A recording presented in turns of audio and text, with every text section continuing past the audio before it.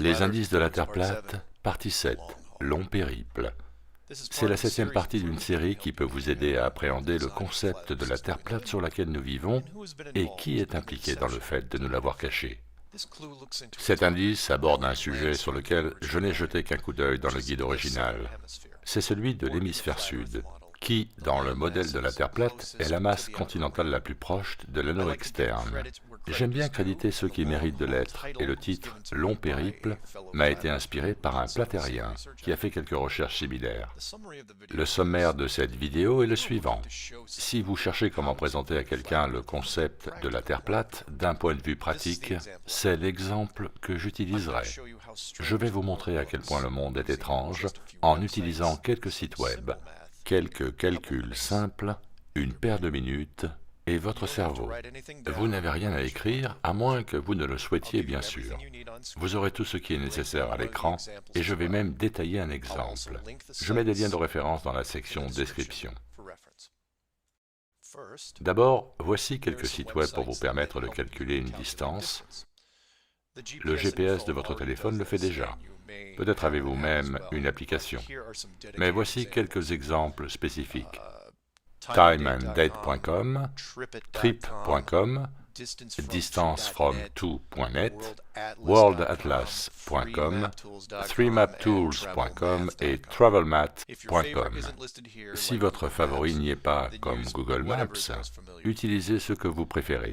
Maintenant, nous allons focaliser sur des groupes spécifiques de villes. Le premier groupe va inclure une zone autour de l'Australie avec la Nouvelle-Zélande. On l'appellera groupe 1.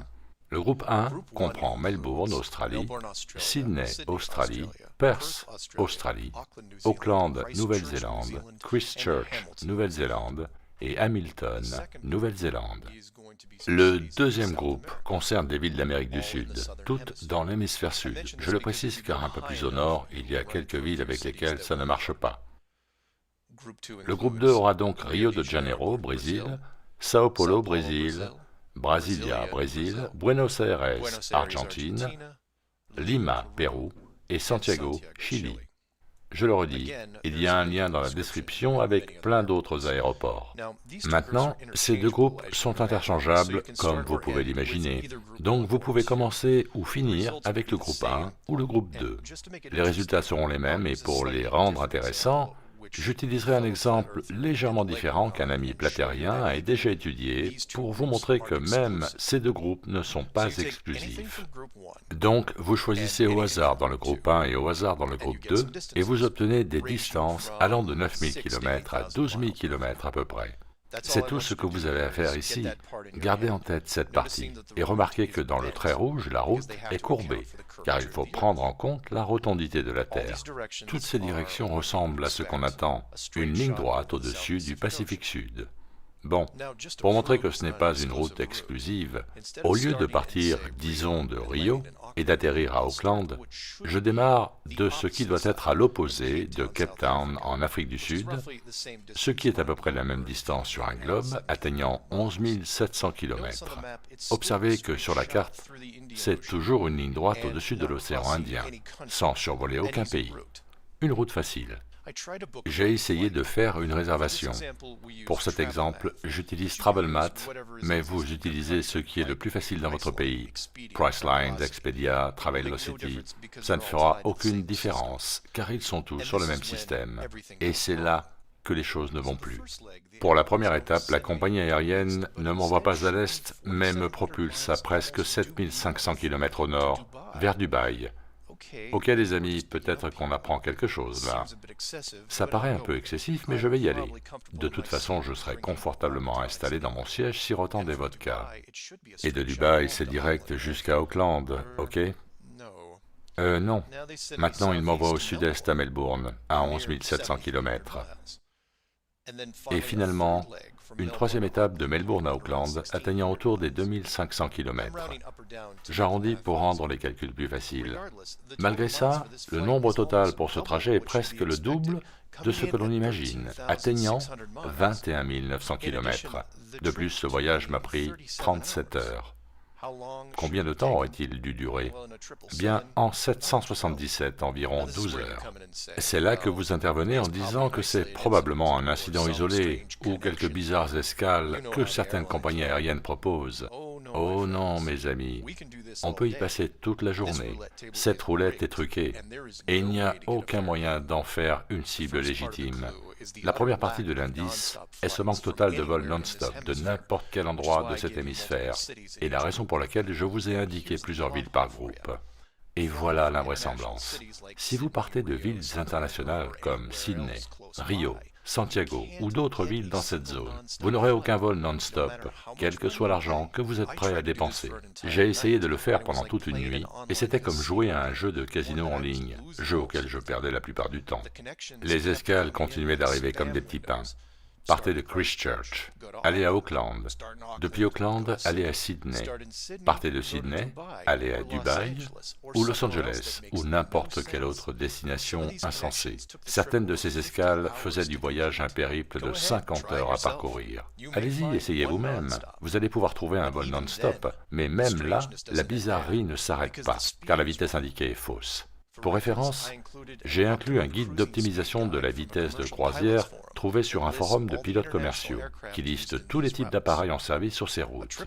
Le 777, produit phare de l'aviation commerciale, conçu pour consommer le moins d'énergie possible, a une vitesse de croisière de 1000 km/h. 11 900 km égale donc 12 heures de vol. Essayez de trouver ce trajet, il n'existe pas. Il ne peut pas.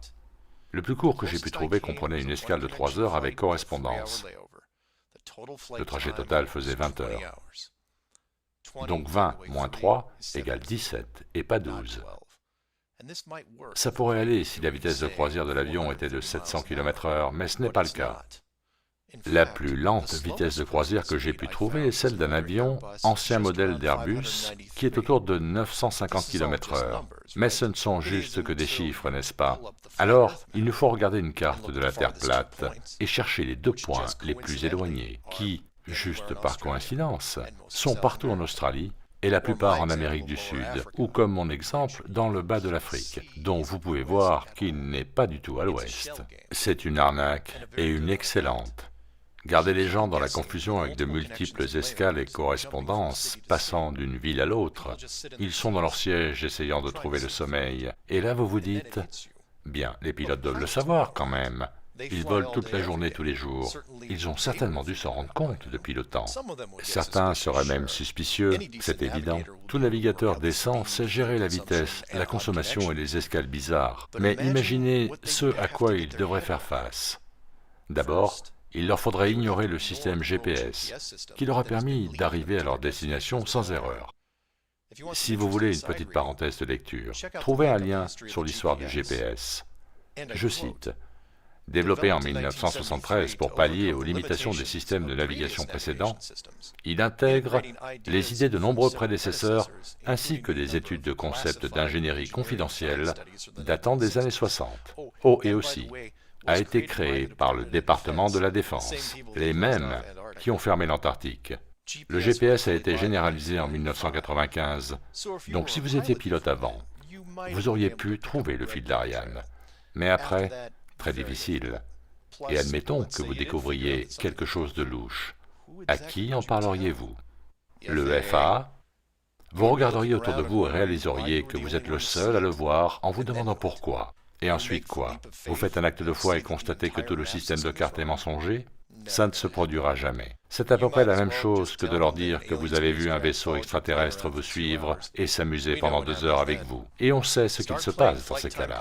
Allez-y, essayez le casino des temps de vol par vous-même et constatez des choses intéressantes que vous pourrez découvrir. Et pendant que vous y êtes, montrez-le à un pilote de ligne, mais n'oubliez surtout pas de ne pas prononcer les mots terre plate, parce que c'est complètement dingue, n'est-ce pas? Faites vos propres recherches. Merci de votre attention. C'était Mark Sargent. Or 303-494-6631.